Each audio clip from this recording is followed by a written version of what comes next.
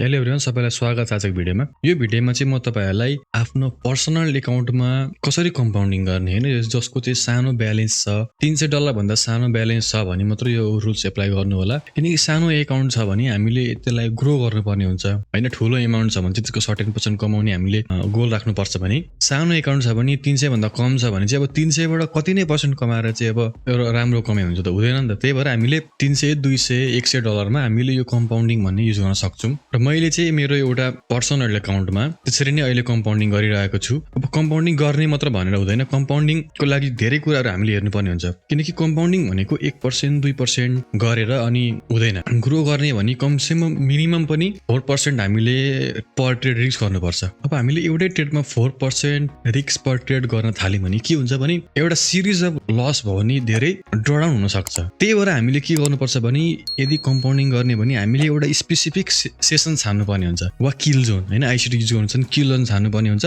वा अरु नै कुरा हेर्नुहुन्छ भने पनि तपाईले एउटा सीमित एउटा सेसन छान्नुपर्छ र त्यो सेसन्स भनेको चाहिँ 4 घण्टादेखि 5 घण्टा भन्दा बढी नहोस्। अनि तपाईले त्यही टाइम विन्डोमा चाहिँ तपाईहरुले ट्रेड गर्नुपर्छ।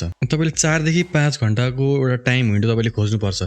तपाईले बेस्ट के गर्दा हुन्छ भने आईसीटी को कुनै एउटा किल जोन तपाईले सेट गर्दा हुन्छ। र मैले चाहिँ के सजेस्ट गर्छु भने तपाईहरुलाई न्यू किल जोन हैन 5:45 PM देखि 9:45 PM यो टाइममा तपाईले ट्रेडिङ अपर्चुनिटी हेर्नु। यो चाहिँ भनेको तपाईको कम्पाउन्डिङ गर्नको लागि मात्र भनेको मैले, कम्पाउन्डिङको लागि चाहिँ। अनि तपाईको एम के हुनुपर्छ भने तपाईले only one trade per day, profit भयो भने भयो, लस भयो भने भयो, छोड्दिने। जस्ट ओन्ली one trade के, फेरि रिइन्ट्री गर्ने हैन, एउटा लस पनि छोड्दिने। त्यसो गर्दा के भने हामीले दिनको 4% रिस्क गर्यौं, कमायौं भने मैले फेरि एउटा मेन कुरो चाहिँ भन्ने बिर्सेछु। जस्तै रिस्क टु रिवार्ड कति भने रिस्क टु रिवार्ड 1:2 हैन। रिस्क टु रिवार्ड आरआर भनेको तपाईले 1 रिस्क गर्नुहुन्छ भने 2 चाहिँ त्यहाँबाट आउनु पर्यो। भनेपछि तपाईले 4% रिस्क गर्नुहुन्छ भने तपाईले त्यो ट्रेडबाट 8% चाहिँ तपाईले ल्याउनु पर्यो। त्यसो गर्दा के भयो भने तपाईको एउटा रुल्स बन्यो हैन, तपाईले दिनको 4% गुमाउनुहुन्छ कि 8% कमाउनुहुन्छ। अब यो 4% चाहिँ के को त? तपाईले 200 बाट सुरु गर्नुभयो, 200 बाट सुरु गर्नुभयो भने तपाईले रिस्क कति गर्नुभयो त? 4%। तपाईले 8 चाहिँ रिस्क गर्नुभयो, 8 रिस्क गर्नुभयो, कमाउनु भयो भने कति कमाउनुहुन्छ? 16 कमाउनुहुन्छ।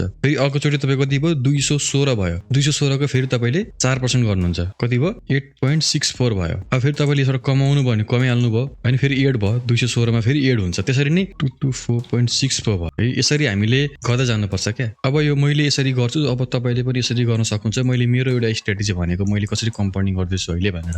कम्पाउन्डिङ भन्दा बुझ्नु नै भयो। तपाईले जति प्रॉफिट गर्नुहुन्छ त्यो प्रॉफिट पनि त्यहाँ जोड्ने ब्यालेन्समा, र त्यसको अब अर्को चाहिँ 4% रिस्क गर्ने। अनि यसरी एउटा रुल्स राख्नुस् कम्पाउन्डिङ गर्ने भने है त। कम्पाउन्डिङको लागि हामीले यसो गर्नुपर्छ, तपाईले एउटा मात्र ट्रेड लिने दिनमा, एउटा मात्र ट्रेड लिने र कुन समयमा ट्रेड गर्ने भनेर एउटा टाइम विन्डो छान्ने। 4 घण्टादेखि 5 घण्टाको तपाईले लन्डन सेसन पनि गर्दा भयो, यो न्यू सेसन पनि गर्दा भयो। तपाईले कुन फेभरेट लाग्छ त्यो एउटा स्ट्र्याटेजी, त्यसमा त्यो तपाईको जुनसुकै स्ट्र्याटेजी होस् यो टाइम फ्रेममा तपाईले युज गर्नुस्। र एउटा मात्र ट्रेड गर्नुस् दिनमा, लस भयो भने लस भइहाल्यो, प्रॉफिट भयो भने प्रॉफिट भइहाल्यो। यसरी गर्नुस्। र मैले यसरी नै गरिरहेको छु र मैले मेरो रिजल्ट देखाउने भने मैले यसरी नै तपाईलाई देखाउँछु त। मेरो त्यसरी नै गर्दै मैले 300 देखि स्टार्ट गरेको थिएँ। त्यसरी नै मैले यहाँबाट 300 देखि स्टार्ट गरेको थिएँ, 494 पुगेको छ हैन। यसरी हामीले गर्नुपर्ने हुन्छ। दिनको एउटा भन्दा बढी ट्रेड नगर्नुस्, लस भयो भने लस भयो छोड्दिने, फेरि भोलि हेर्ने। त्यसो गर्नु भयो भने के भने एउटा रुल्स बन्यो र जुन एउटा सिरिज अफ ड्रडाउन हुन सक्छ त्यसबाट बच्नुहुन्छ। किनकि हाम्रो यो सानो ब्यालेन्स छ हैन, अनि त्यहीमाथि हामी 4% रिस्क गर्दैछु अनि दिनमै धेरै ट्रेड हेर्न थाल्यो भने धेरै ड्रडाउन हुन सक्छ।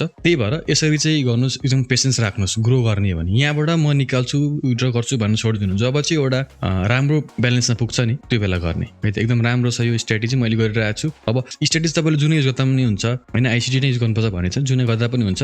स्ट्र्याटेजीले फरक पर्दैन, तपाईको रुल्स अनुसार हो, तपाईको प्लानिङ अनुसार हो। र मैले यो भिडियो भनेको प्लानिङ तपाईले एप्लाई गर्नुस्, रिजल्ट देखिन्छ। मैले 300 लाई यो 494 बनाएको छु। जहिले पनि सानो छ ब्यालेन्स छ भने मात्र ट्राई गर्नुलाई, किनकि ठुलो ब्यालेन्समा हामीले त्यसरी रिस्क गर्न सक्दैनौँ। 4% 300 देखि $200 सम्म छ भने तपाईले यो मैले भनेको यो भिडियो भनेको कुराहरु तपाईले गर्दा हुन्छ, एकदमै राम्रो हुन्छ। तर स्ट्रिक्टली चाहिँ मैले भनेको कुरा फलो गर्नु पर्यो। दिनमा एउटा मात्र ट्रेड। यदि यो कुरो नमानेर 2-3टा ट्रेड लिनुहुन्छ भने तपाईको जे पनि रिजल्ट आउँछ त्यसको नेगेटिभ रिजल्ट त्यसको जिम्मेवार तपाई नै हो। तपाईले कसैलाई दोष दिन सक्नुहुँदैन।